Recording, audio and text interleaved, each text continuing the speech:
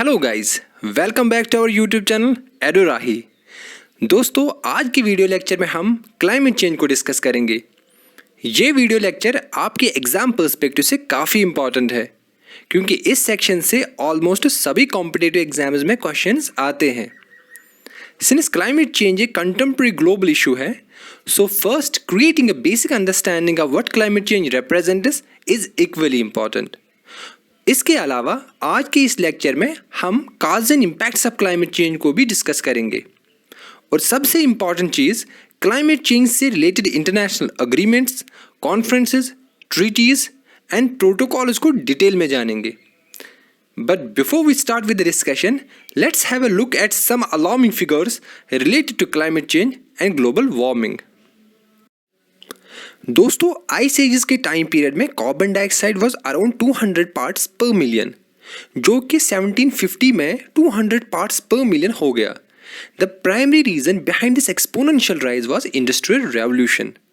और 2022 की बात करें तो कार्बन डाइऑक्साइड का emission level 420 parts per million के बियॉन्ड चला गया। बढ़ते हुए carbon dioxide emission into atmosphere actually में ग्लोबल वार्मिंग का संकेत है, जिससे क्लाइमेटिक पैटर्न में ड्रास्टिक बदलाव रिकॉर्ड किए जा रहे हैं throughout the world. Keeping all these climatic aberrations and concerns in mind, तो चलिए दोस्तों शुरू करते हैं आज का lecture on climate change. So climate change refers to the long term changes in the weather patterns within a given reason.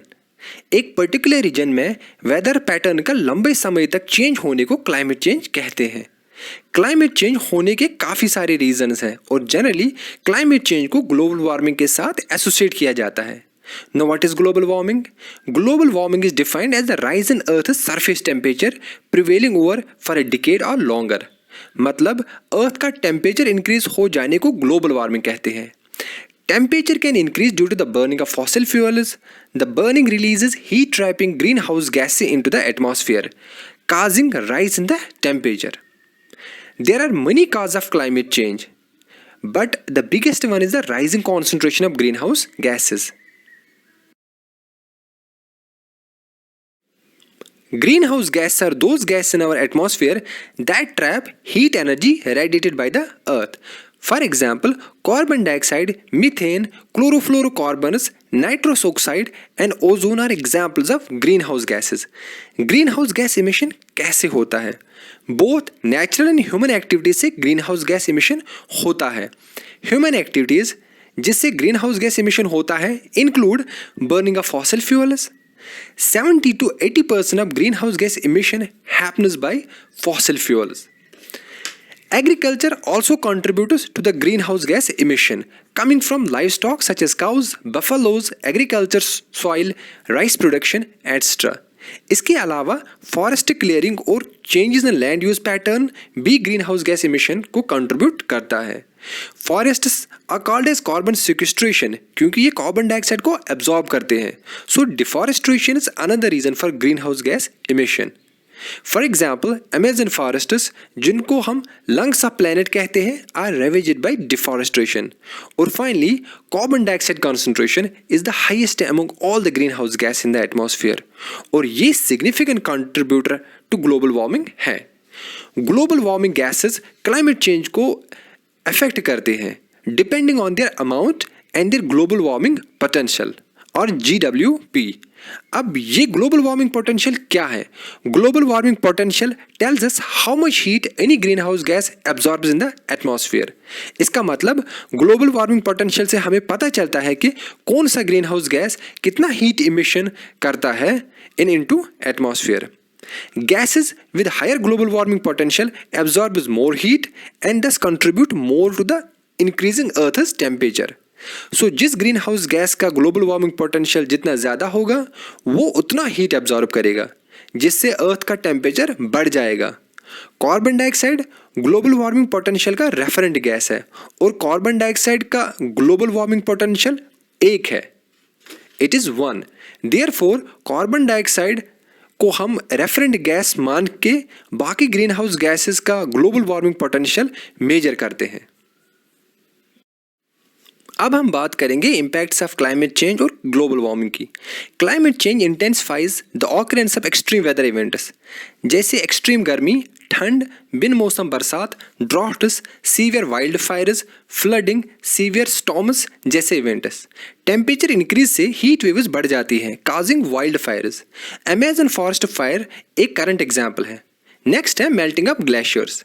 Global warming के कारण अर्थ का टेम्परेचर बढ़ता ही जा रहा है, जिसकी वजह से ग्लेशियर्स मेल्ट हो रहे हैं। ग्लेशियर्स के मेल्ट होने से कोस्टल एरियाज धीरे धीरे सबमर्ज हो रहे हैं। इसके अलावा ग्लेशियर्स मेल्ट की वजह से water level of rivers will also rise, causing floods in its catchment area. Sea level rise will negatively impact livelihood of people dependent on the sea. जहां ग्लोबल वार्मिंग के नेगेटिव इम्पैक्ट्स काफ़ी ज़्यादा है, वहीं कुछ देश और रीजन जैसे कि रशिया और आर्टिक को काफ़ी फ़ायदा भी हो रहा है। आर्टिक रीजन का 65% एरिया ग्लेशियर और आइस शीट्स से कवर्ड है। इन आइस शीट्स के अंडर काफ़ी रिसोर्सेज अवेलेबल हैं।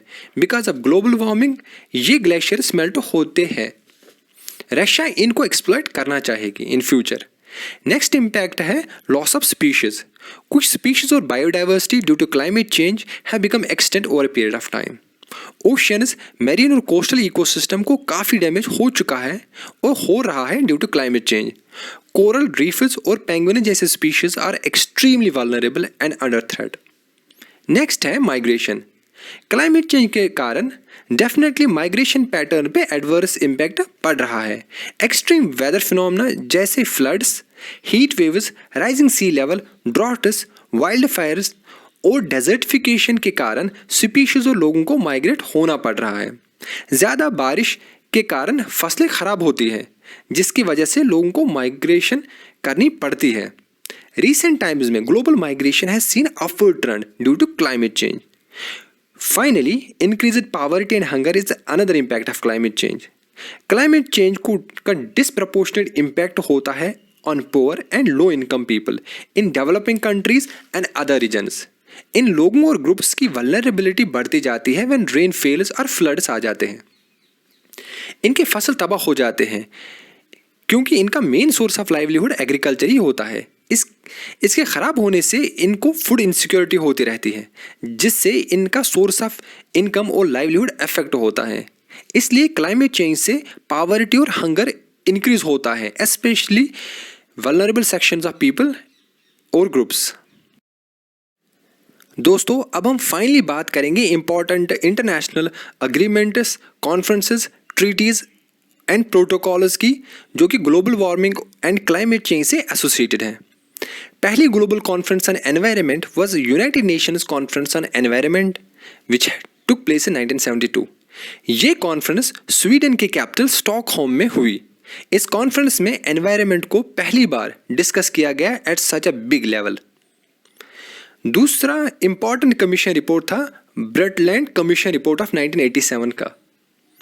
ब्रंडलैंड commission published a report titled our common future. दोस्तों, here the point to remember is कि एग्जाम में आपको डायरेक्टली ऐसे ही क्वेश्चंस आते हैं कि what is the name of the report published by Brundtland commission. So इसे ज़रूर याद करिए। इस कमीशन का सबसे बड़ा कंट्रीब्यूशन था introduction of sustainable development concept. Next important international agreement है मॉन्ट्रियल प्रोटोकॉल का। ये कॉन्फ्रेंस कनाडा के शहर मॉन्ट्रियल में 1987 में हुई। मॉन्ट्रियल प्रोटोकॉल एक इंटरनेशनल ट्रीटी है जिसका उद्देश्य था to protect stratospheric ozone layer. So Montreal protocol ने phasing out of ozone depleting substance जैसे क्लोरोफ्लोरोकार्बन्स की बात की। नेक्स्ट कॉन्फ्रेंस सबसे इंपॉर्टेंट कॉन्फ्रेंस ऑन एनवायरनमेंट है, जिसे हम अर्थ समिट और रियो कॉन्फ्रेंस या UN conference on environment and development के नाम से जानते हैं। अर्थ समिट 1992 में ब्राज़ील के शहर रियो डी जेनेरो में हुई। इसे 172 कंट्रीज के डेलीगेट्स ने अटेंड किया। Major contributions of earth summit were agenda 21, Rio declaration, forest conservation. Important conventions signature के लिए ओपन किए गए, जैसे कि कन्वेंशन ऑन बायोलॉजिकल डाइवर्सिटी और United Nations framework convention on climate change, जैसे हम UNFCCC कहते हैं। इसके अलावा annually conference of parties signing UNFCCC was also planned in Earth Summit. COP जो कि हाईएस्ट डिसीजन मेकिंग बॉडी है UNFCCC की, इसे 1994 में एस्टेब्लिश किया गया to stabilise greenhouse gas emission in atmosphere. Conference of parties COP members annually मिलते हैं since 1995. Principle of common but differentiated responsibilities को अडॉप्ट किया गया in earth summit. Common but differentiated responsibilities का मतलब all states are responsible for addressing global environmental destruction but all are not equally responsible. Historically industrialised countries का carbon dioxide emission ज्यादा रहा है. Therefore, they have more responsibility than developing and underdeveloped countries.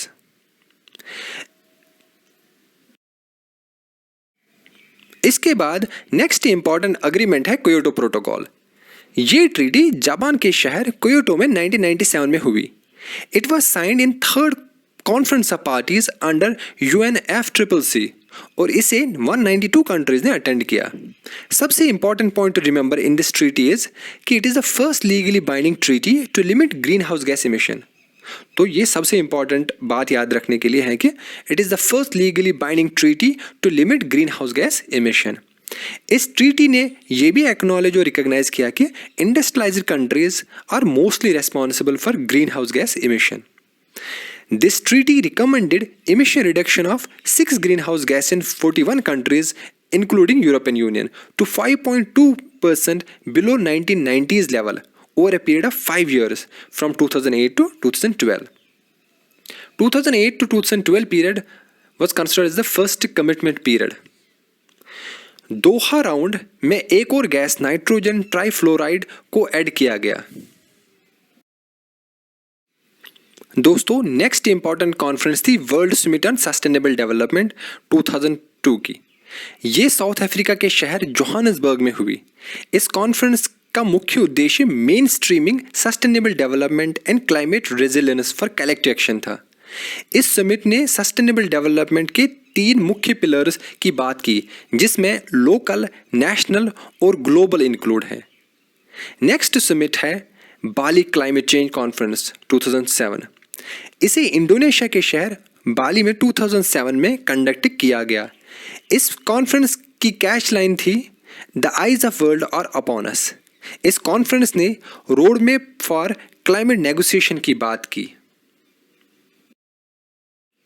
Next international agreement है Paris agreement, जो दिसंबर 2015 में हुआ.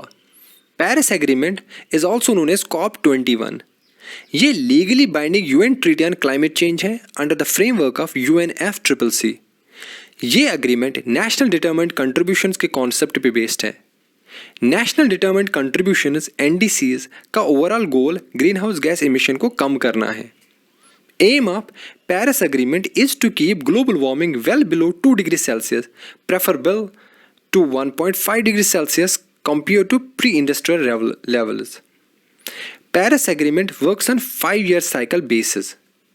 Under the Paris Agreement, by 2020, countries को nationally determined contributions को plan communicate करना पड़ेगा.